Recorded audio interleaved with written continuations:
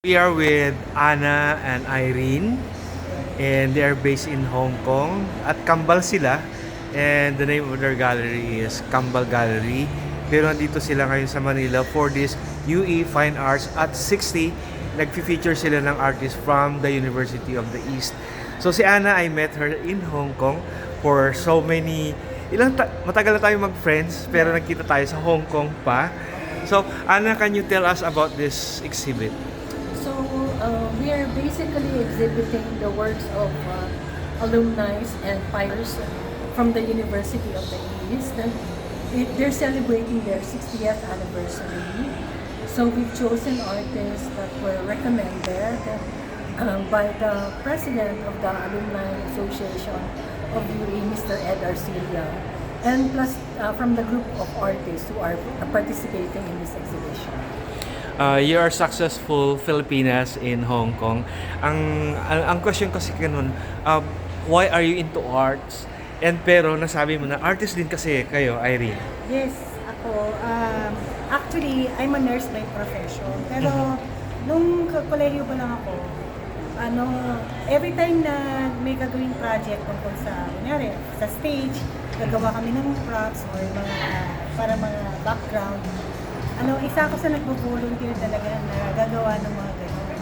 So, and then, when I got married, when I moved to Hong Kong, I studied art from different artists. So, may nagturo sa akin na British, merong Chinese, merong Korean. So, ang dami kong natutunan. So, from oil painting, acrylic painting, at saka iba pang types of painting. Sa collector din kayo, di ba, Ana? Okay.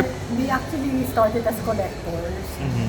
Tapos yung mga artists na naging kaibigan namin, sabi nila, Ma'am, ba't hindi po kayong magtayo ng gallery para marami kayong matulungan ng artists? Mm-hmm.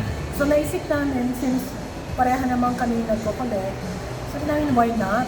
Kasi sa Hong Kong, gusto rin namin na ma-elevate yung status ng mga Filipino. Kasi we want the, like the Hong Kong people and other, like foreign people to learn about the Filipino culture.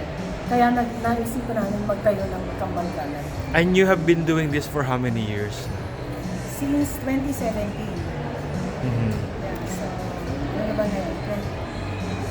7 years. 7 years. Oo. So marami na kayong nadala ng mga artist doon. Yes. At saka yung mga artist na nagsisimula pa lang sa career nila. Kasi hindi kami namimili. It's not necessary na kailangan sikat na sila. Kaya mo nga sila dapat i-exhibit dahil hindi pa sila kilala. Mm-hmm. So, basta, tsaka hindi rin necessarily na dapat fine arts graduate sila. Mm-hmm. Kasi merong mga artist na naturally gifted. Parang singing yan, di ba? Oo. Parang natural. Yeah. So ganun din. Kung super talented sila, lumalabas naman yun eh. Pagka like, yung sa skill nila. Kahit hindi sila nag-aral, of course it helps kung meron silang like background into arts kasi na-enhance yung skills nila.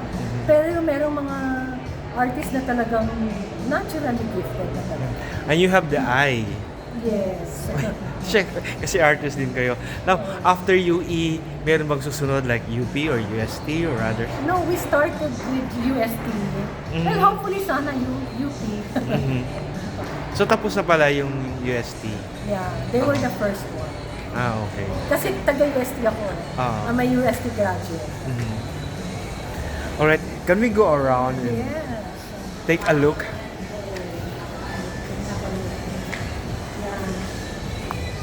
So yung mga featured artists ngayon, they come Pero from yung mga different collection, backgrounds. Yeah, iba-iba. Merong contemporary, tapos eto, this is abstract, figurative.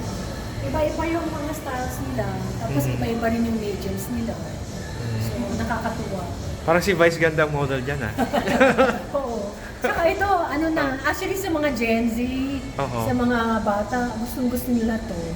Oo. Ano yan, modern version na Snow White. Oh, okay. So, ang artist nito si Reynaldo Tambo. Oo, he's based overseas. Ah, He's based okay. in Dubai. Talaga. Pero nag-participate siya, padala siya ng Piazza Vista. And dito, parang Marilyn Monroe. Yes. Ito si Layman to, magaling na artist niya. Ay, kilala ko siya. Kilala ko pala. Oh, friend siya ni Kenneth Montegrande. Tapos And- ito, master Uh-huh. artist, this is Fernando Sena. Tomorrow mag-workshop siya dito. Oo, siya yung magko-conduct ng workshop. Mag-conduct siya ng free workshop from 3 to 6 p.m. tomorrow. So ito talaga, modern. Mm. So ito yung mga laruan, you know, like when we were growing up, ito, nakakatuwa din si Winnie the Pooh, tapos sa Star Wars, dito si Chewbacca, yan. Voltes 5, yun. Oo. Yan. Sino bang title Mazinger nito? Z. Mazinger si Parker. Okay, ang title nito is Family Toys. Sculpture din. Yan. Ito yung pinaka-importante natin na sculpture. This is done by our national artist, Abdul Bari, Asia Imao. So, Siya, pioneering process sa UP. So this was loaned to us by the family of Yan. Okay. And this one is, ang ganda ng kulay religious theme naman siya. Oo. Wilson Bruce Lee. So, usually mga ginagawa niyang things, mostly religious yung things. Okay, this one here. This is by Omi Reyes. It's part of the Saturday Art Group. May nakita ako kanina, actually yung artist dito, itong dalawa, no? Dalawa yung sa kanya. So ang kanyang palayaw is Kyokato. Kyukato. So ito yon, based ba siya dito? Based in the States. In the US, no? Tapos yung style niya, parang Japanese style, very zen. Mhm. Kasi Modern, very modern. So, ang pinaka-background niya kasi sa advertising. So, kaya yung mga lines niya, yung talagang very clean. Very balanced. Oo. And then doon, sabi niyo yung mga professors. Yeah. So ito, Yung conception, so ito, Pablo Picasso. pinahiram ng family. Yes. Oh. Ito pang museum. Oh, yeah. This is a very important Also, piece. one of the professors, Mr. Romy Manang. Romy Manang. Oo. Kilala yan eh. Even me, familiar yung pangalan. So ito, dapat to ilagay sa museum. Oo. Tapos si Mr. Renato Hapulan, Oo. very famous social realist artist during the 1970s. Pero yung thing na ginamit niya for this is plein air painting, landscape.